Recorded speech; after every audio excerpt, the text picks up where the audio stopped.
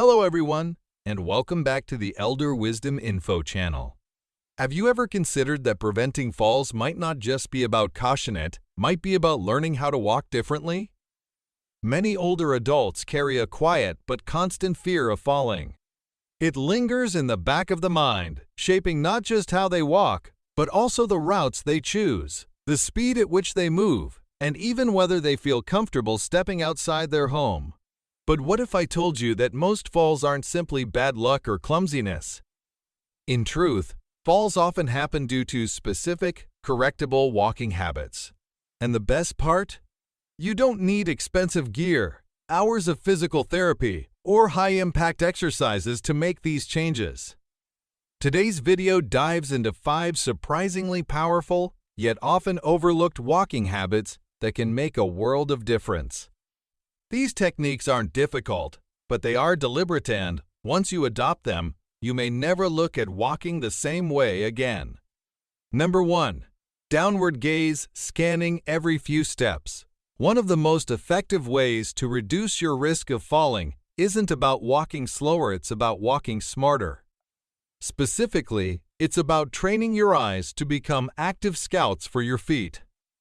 This technique is known as downward gaze scanning, and it involves making a gentle habit of glancing down every few steps, not staring downward the entire time, which can actually disrupt your posture, but simply checking the ground briefly every 3 to 4 steps. This helps your brain stay updated on any potential hazards like cracks in the pavement, uneven tiles, unexpected curbs, or sneaky garden hoses. As we age, many of us begin to look far ahead, focusing on where we're going instead of what's right beneath our feet. But those who avoid falls often employ a rhythm of scanning ahead with their eyes. I remember speaking to Raymond, an 81-year-old who said, "I let my eyes do half the walking." That kind of awareness turns walking into a dynamic process, keeping you present, alert, and safer with every step. Number 2. A slight forward lean from the ankles. This next technique may feel counterintuitive at first, leaning slightly forward as you walk but not from the waist or shoulders. The forward tilt should originate at the ankles, creating a subtle but powerful alignment that encourages a more fluid, natural gait. Most people are taught to stand up straight or walk tall, and while good posture is essential, walking with a rigid, upright torso can actually throw your balance off. When your center of gravity sits behind your feet, especially on uneven ground, you're more likely to stumble. But a slight lean from the ankles shifts your weight just enough to help you stay grounded and move with momentum. I met Denise, a 79-year-old who walks a mile every morning with incredible grace. Her secret wasn't intense workouts or fancy shoes, it was this gentle forward lean. She described it as walking with the wind. That tiny shift doesn't just make walking easier, it makes it feel like a natural flowing movement that's easier to control and enjoy. Number 3. Coordinated arm swing with relaxed shoulders. When we think about walking safely, we tend to focus almost entirely on our feet and legs. But your arms, yes, your arms play a critical and often underestimated role in maintaining balance. As people age, they often stop swinging their arms, sometimes due to stiffness, arthritis, or simply holding items like a cane or purse. But this lack of arm movement disrupts your natural rhythm. Our bodies are designed to move in coordinated patterns. The right arm swings with the left leg, and the left arm with the right leg. This opposing motion helps stabilize the trunk, prevent excessive swaying, and maintain momentum. A relaxed, natural swing, elbows slightly bent, hands loose, and shoulders free, reconnects your upper and lower body into a single, unified movement. I once met Carl, 82, who joked he hadn't swung his arms since disco. But once he retrained his body to move naturally again, his gait improved, dramatically more fluid, less tense, and significantly safer. Number 4. Pausing briefly before changing direction. One of the simplest, yet most impactful habits to develop for fall prevention is the 1-second pause before making a turn. As we age, quick changes in direction become increasingly risky, not because we're weaker, but because our internal balance system becomes more sensitive. The connection between our eyes, ears, muscles, and joints takes just a bit longer to recalibrate when we shift directions suddenly. When you make a fast pivot without thinking, your body can't always keep up, and that's when missteps happen. But older adults who rarely fall often share a common strategy. They pause before turning. They stop, align their body, let their head turn first, then the shoulders, and finally the hips. This moment of intention allows your entire balance system to reset. Linda, 85, once told me, "I always pause before I turn. It's like hitting the refresh button." That simple pause gives your body the time it needs to adjust. It's a tiny delay that could prevent a major injury down the line. Number 5. Wearing slightly heavier, tactile shoes. When most people shop for shoes, especially in their later years, they usually prioritize comfort, soft cushioning, and slip-resistant soles. Those are all important, no doubt about it. But there's a lesser-known factor that can have just as big of an impact on your safety while walking: how your shoes feel while you walk.